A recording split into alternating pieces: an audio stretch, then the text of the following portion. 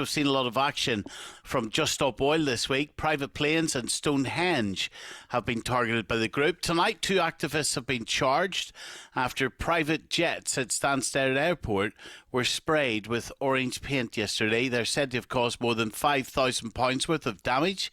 The Times says the group plans to stage more campaigns at airports over the summer that could affect people's holidays. Adrian Johnson is the spokesperson for Just Stop Oil.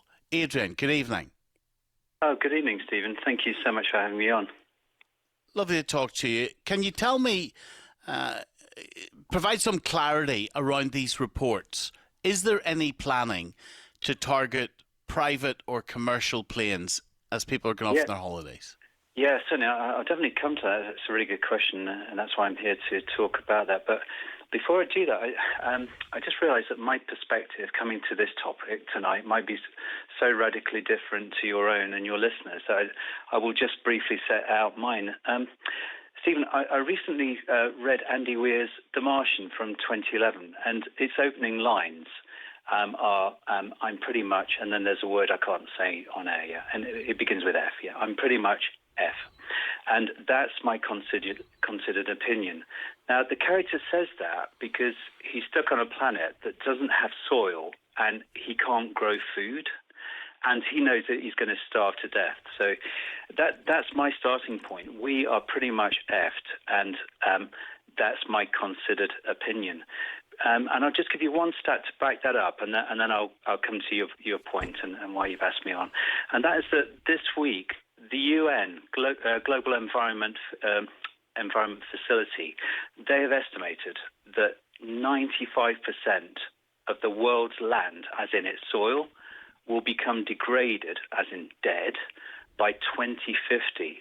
And in fact, already 40% of the land is degraded. That means we're not going to be able to grow food. Now, Stephen, I'm a grandfather, okay? I've got 4 amazing children and 2 grandchildren. And in 2050, my grandchildren will be 30. And I don't want them to be fighting wars over food and water. And I don't want them to die violent deaths. And I don't want them to starve. And that's why I'm here talking to you. So, to the question that I asked, can you provide clarity? Is there planning that you're aware of to target private or commercial planes or people going off on holiday? Yes.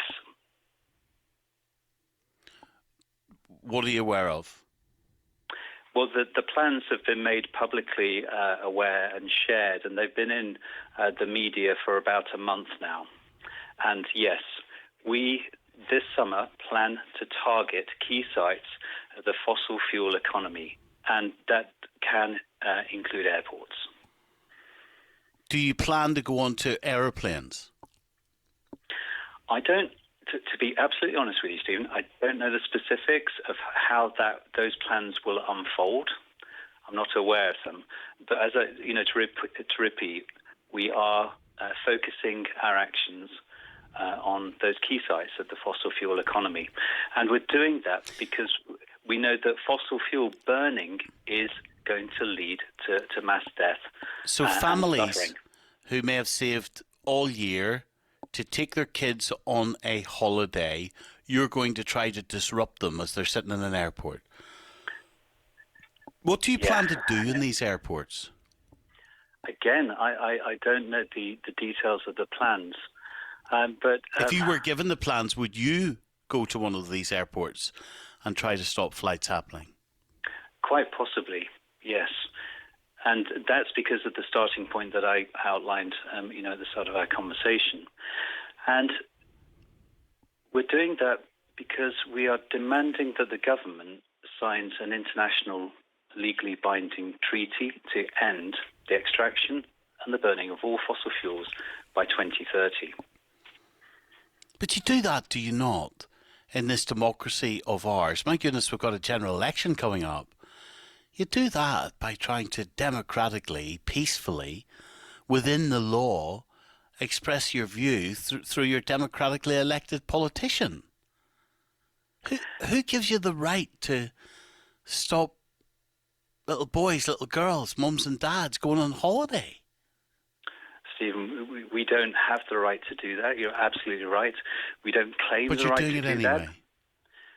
Yeah, because we see that it's a responsibility to take action, because we don't have a political party that is setting out the aims to do what it needs to do, which is to move us away from the fossil fuel era before the fossil fuel era kills all of us. And we're talking about all of life on Earth, because we but will you not wouldn't be able to support grow any food. commercial planes, would you? Say again, sorry? If we take, you wouldn't support any commercial planes, would you? Oh, this isn't about flying, Stephen, to be clear, sorry.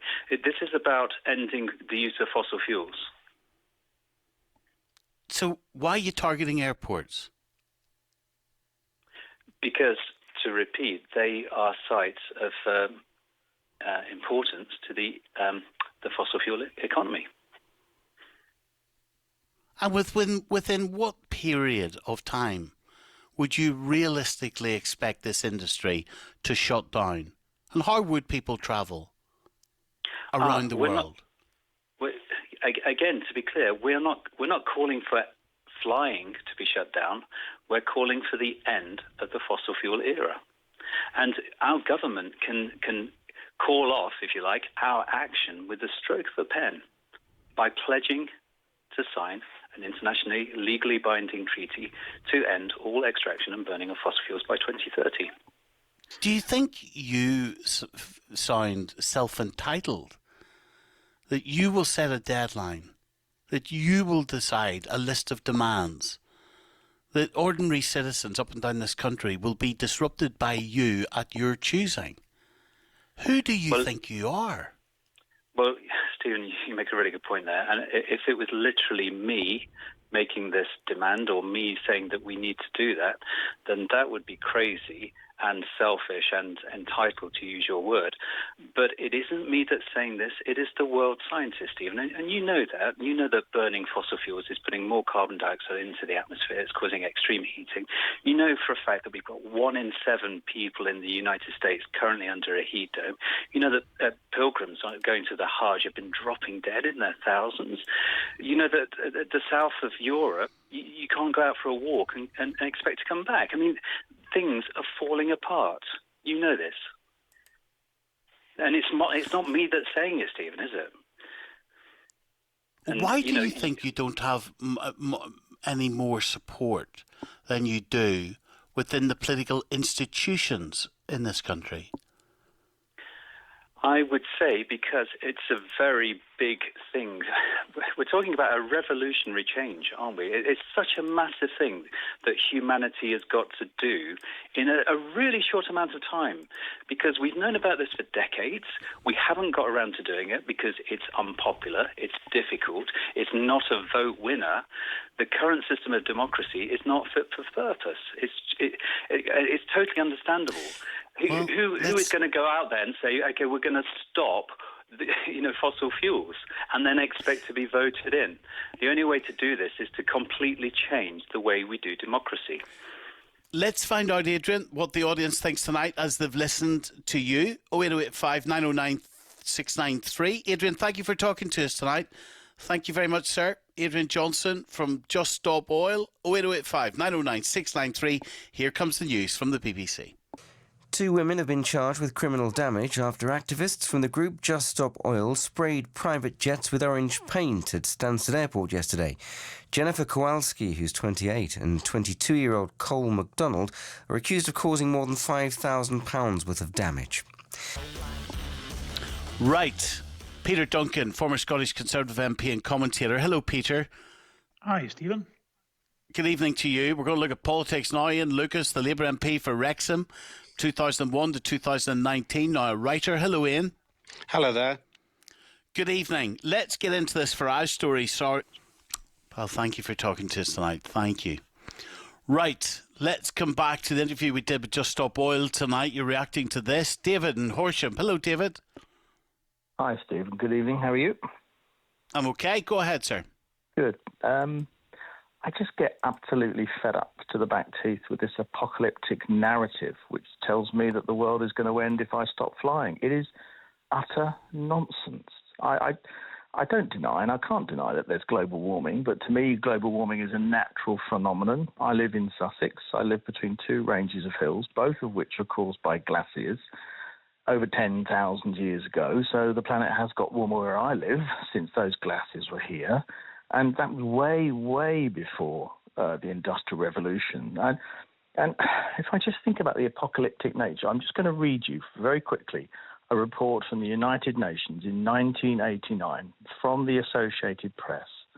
It says a senior UN environmental official says entire nations could be wiped off the face of the earth by rising sea levels if the global warming trend is not reversed by the year 2000.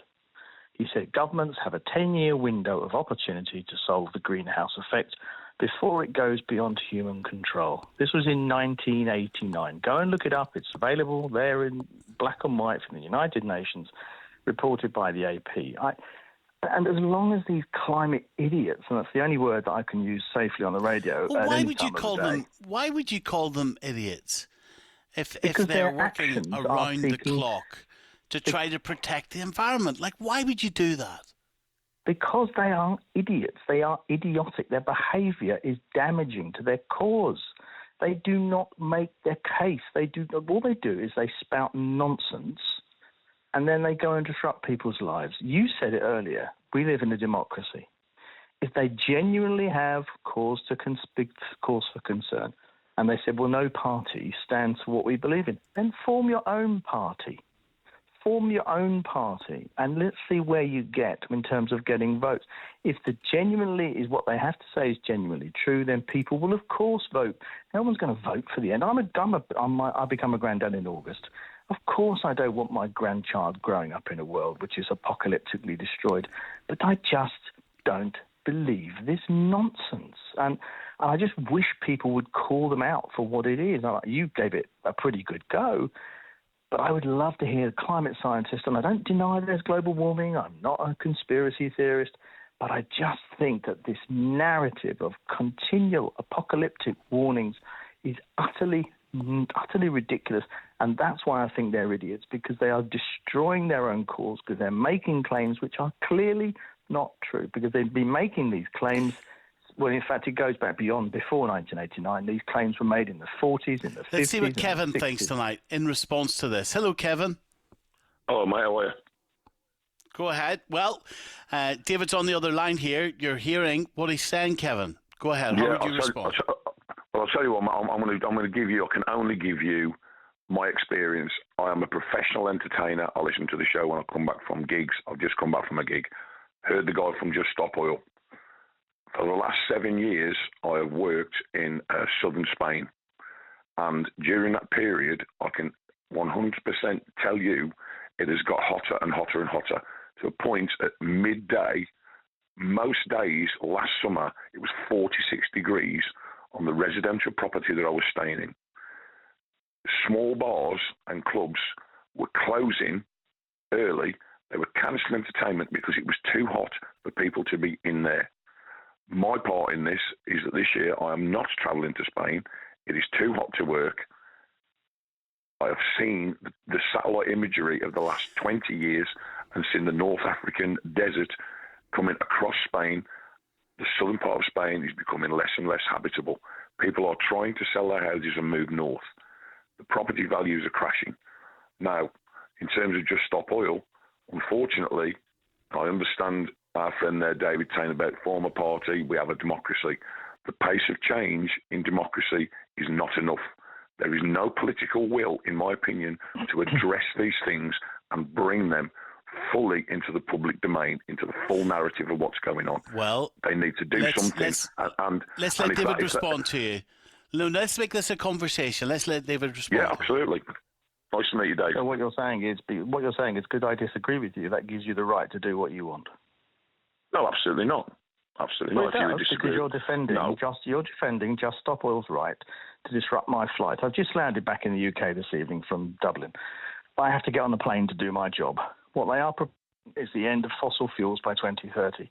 That means I couldn't go to work. By 2030, no plane could fly, because there's no such thing as an electric plane. There's no such thing as a gas plane. But you're supporting these people, and you're going to destroy my life. I don't deny that Spain has got warmer, but that's 7 years. This planet has been around for 4.5 billion years. Where I stand today was a glacier 10,000 years ago. The problem is, I don't deny warming is happening, and I don't deny that man is contributing to it, but it is a natural phenomenon. And your view of how the temperature in Spain has changed over 7 years, fantastic. Saudi Arabia used to be covered in trees. It's now covered in desert because the weather changed. The North Pole was once covered in jungle. The planet changes all the time. It is a constant change. And the idea that we are going to stop it by stopping fossil fuels in the UK, we contribute less than 1% to the world's fossil fuel. China is opening 20 coal-fired power stations every year. Kevin, your turn. It's insane what you're proposing. It's not going to work. What I am saying to you, my friend, is that we have to start somewhere and we have to change the political will. There is no political will to affect change fast enough. It has to start somewhere. Try go painting airplanes in China and see how far you get. You've got no idea. I work in China. The Chinese laughing at us. They are currently building power stations powered by coal. They just built one of the longest railways in the world to transport coal from the north to the south for their power stations. You see, and what's interesting about that? What's interesting about that, my friend, is that you personally are abdicating responsibility for any activity whatsoever to make a positive change. That's what you're doing. Not at all. I'm not abdicating You're kicking it down the road whatsoever. You're kicking it down the road. What you're doing is futile. You're like Adam's in Leicester. Hello, Adam. Hello, Stephen. Go ahead. You can join the conversation, Adam, as can others. 08085 909 693. Go ahead, sir. Oh, okay. I'm late to the conversation as usual. Sorry about that. But yeah, I haven't had the chance to catch up properly on what's been happening in the last few minutes. But basically, the way to reduce one's carbon footprint and impact on the planet is to not have children. And Adrian, was it earlier, the spokesperson for Just Stop Oil, he said that he had 4 children and some grandchildren. And my impact on the planet is lesser than his, and I just never understand what climate change protesters who have children, what more they want me to do. I should stress that I don't have children, and I never will. So I've done my bit. Well, has he done his bit? Ian Lucas, Peter Duncan. He doesn't know what more to do. Peter, why don't you pick that one up? Sorry. Peter's gone. Let me bring in tonight more of you on the lines. 08085 909 693. David, sorry. Go ahead, David. Well, I understand the well-intentioned actions of these people, but they are destroying their cause. They are causing people to object to what they are doing. They are not winning the argument. And I understand that democracy takes time. But if you go to China, where there is no democracy, they are accelerating ahead at such a pace. And I'm afraid that any actions that we take in this country are utterly ridiculous. And you say, well, we've got to start somewhere. But the bottom line is we will not change the majority of this planet who are racing ahead. We've got America, which is now self-sufficient in oil, and we're trying to stop the North Sea being developed. It is utterly futile. My understanding is that the planet is 20% greener today than it was 50 years ago because carbon dioxide feeds plants. The last time I looked, trees feed on CO2 and give us oxygen back. Now, that may be a rather simplistic and naive thought about it, but the reality is CO2 is plant food. David, Kevin, Adam, thank you very much indeed. We'll leave it there. I want to move on to rental bidding wars next here in 5 Live. One of the key election issues